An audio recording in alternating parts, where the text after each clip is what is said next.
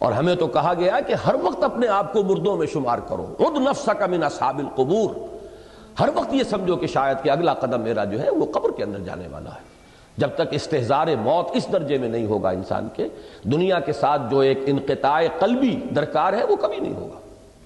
ہر وقت انسان اپنے آپ کو سمجھے، عد نفسک من اصحاب القبور، شمار کرو اپنے آپ کو قبروں والوں میں، کہ گویا کہ تم قبر میں پہنچ چکے ہو یا پہنچا چاہتے ہو۔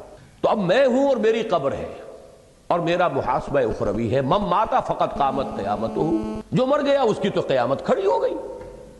لہذا اس کے اعتبار سے غور، اس میں عامی کا مسئلہ بھی ہے اور خواص کا مسئلہ بھی ہے، جاہلوں کا بھی ہے اور علماء کا بھی ہے، منطقیوں کا ہے اور غیر منطقیوں کا بھی ہے۔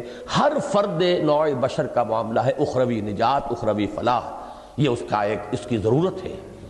لہذا اس کے اعتبار سے غور و فکر کہ پھر فرائض کیا ہیں، کیا طرز عمل اختیار کریں کہ امید کی جا سکے کہ وہاں ہم نجات پا جائیں۔